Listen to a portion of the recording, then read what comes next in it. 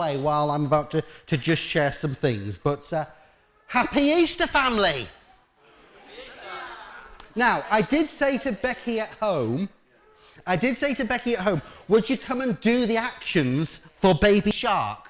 And I've written down here, because this is what happened in our house, Isaac and Kezzy will attest to this, Becky strongly declined.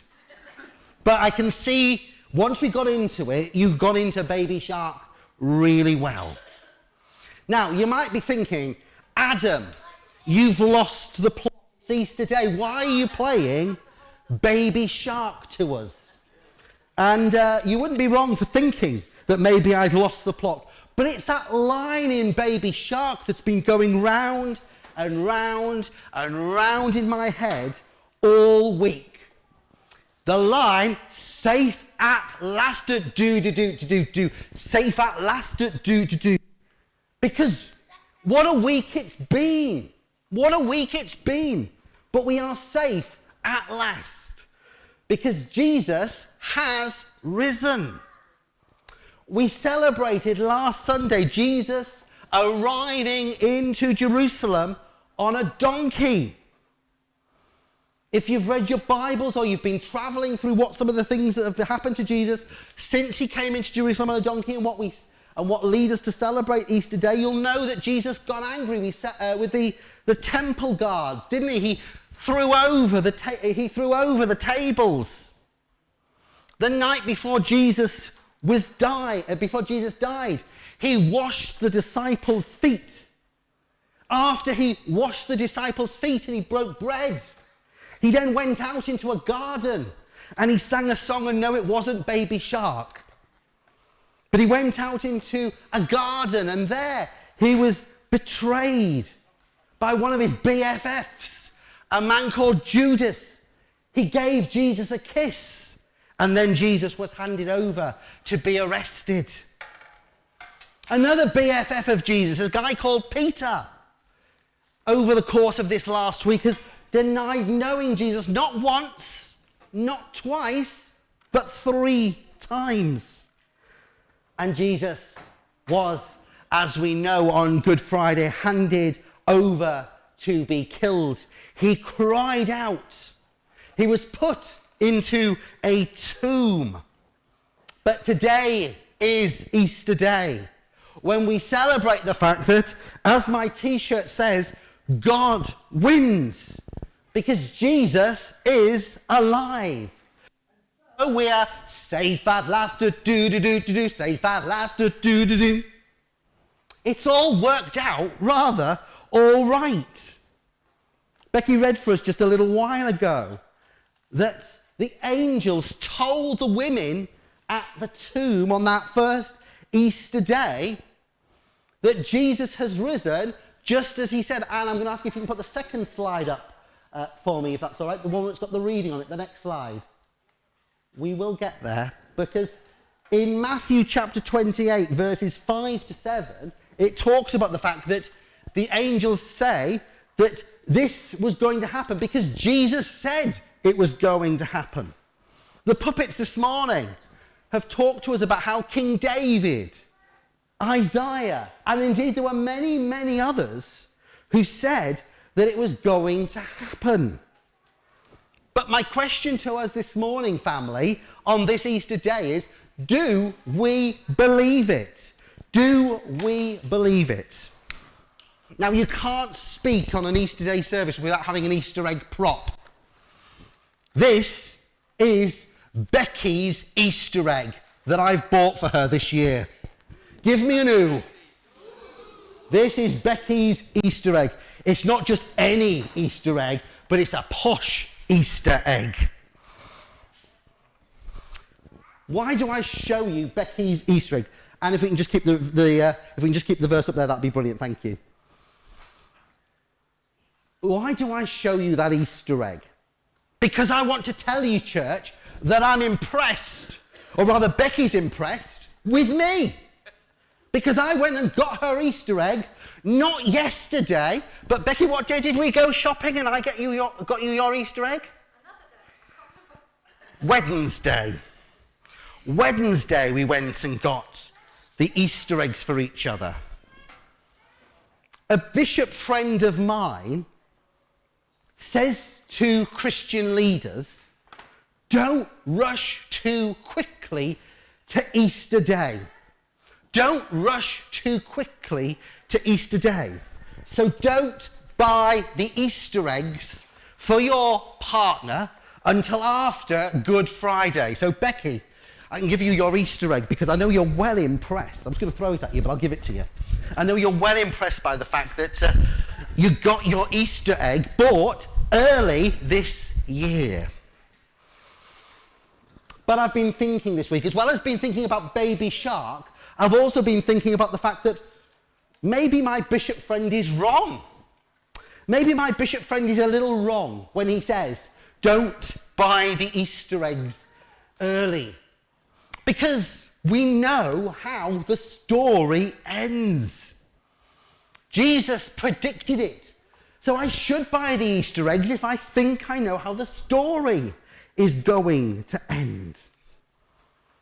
And for us, family, on this Easter day, we need to accept Jesus and take him at his word. No ifs or buts.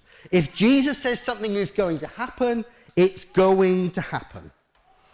It is, very sadly though, that we are, as people, slow to believe. We don't see it. But it does say in that verse, I put it in italic, in bold print, just as he said. Jesus said that what was going to happen that we celebrate today was exactly that. I wonder if any of you know the answer to this. What is the percentage of people here in the UK that go to church on a Sunday? Does anybody know what the answer is? What percentage of the country go to church on your average Sunday? Not who's here on Easter Day or on Christmas Day, but what percentage of the... Not enough. 10%? 10%, 5%? What, Matt? 5%, Matt, you reckon? Anybody reckon it's more than 5%? 30%. It's less than 30%. It's more than 5%. It's less than 20%. It's less than 18%. We could be here all day. I'll tell you, a really clever man, a man by the name of Peter Briley, has done some research. He clocks this every single year. And he said that last year, the average number of people that went to church on a Sunday is somewhere between 6 and 8%. Between 6 and 8%. Now that's really sad, isn't it? That only 6 to 8% of people go to church on your average Sunday. But I want to encourage you by sharing with you this slide. Hopefully, and it's going to work. Hopefully it's going to work. Believe it. There was some research done last year that came out called Talking Jesus, and I asked a section of the population, do you believe in the resurrection of Jesus from the dead? And that statistic says 45% of people said that they believe in the resurrection of Jesus. Becky's doing some work with Hope, who are one of the partners behind this, and Hope say, and the Evangelical Alliance say, that when they did this research, given how low the statistics were for who goes to church, they couldn't believe it. So they decided to do the research again. And the research said 45% of people in this country, if you ask them, do they believe in the resurrection, they will say yes. Now, at school, maths was never my strongest subject. But I think 45%, Matt, am I right? 45% is larger than either 6% or 8%. Am I right, Matt? Yeah, it is. And actually, this is something that we, the church, need to know.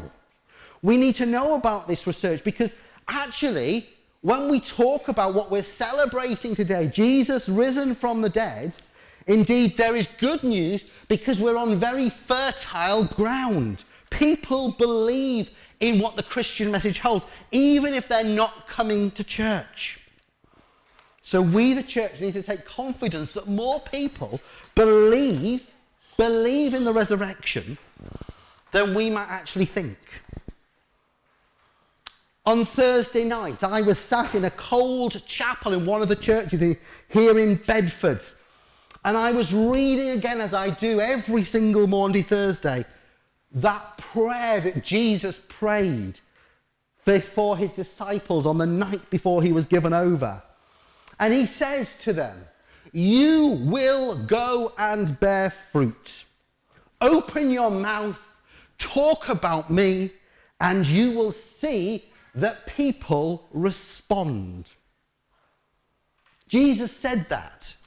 So, as I say, I think we're on very fertile ground. Jesus tells us that we can't keep this Easter message to ourselves, but we're going to have to take it out. In a few minutes' time, I'm going to share a video that Becky put together where she asked some of you last Sunday, what difference does Jesus make to you?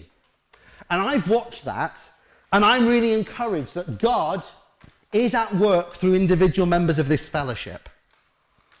But I know that we've got a lot more to do in terms of making Jesus known. Now, you might be sitting here this morning in church thinking, I'm really struggling to believe in what Jesus said. I want to go back and say to you, don't doubt, don't question, trust. Because Jesus, who we celebrate this day as rising from the dead, said it was going to happen and he fulfilled it. So why on earth are we questioning that? What are you going to do as a result of this Easter Day message? Are you going to do anything at all? Anything at all? Maybe for some of us who are questioning this Easter message, the fact that Jesus has risen from the dead, maybe today is the day that you need to say, I'm in. I'm going to stop questioning. I'm going to follow Jesus. We have intentionally put this service together this morning so that we will have a time of worship after my message. And Fred is going to lead us in that in a little while. And we're going to sing the Easter songs that you'd imagine we'd sing in church on Easter Day. We're going to sing, Thine be the glory.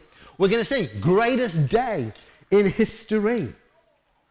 But you might sing those words, but actually, you're a little bit preoccupied. You're a bit preoccupied this morning to really praise that risen Lord that you're singing about. Maybe today is the day when you need to make that prayer and say, Lord, the preoccupations that I have, help me put them to one side so that I can truly focus on you. And that's the prayer that you need to pray this morning. For some of us, it's yes, I'm in. For others, it's remove my preoccupation. But I think there's a third one. There's a third one. I think most of us fall into this category. The prayer we need to pray this Easter day is help me be bolder.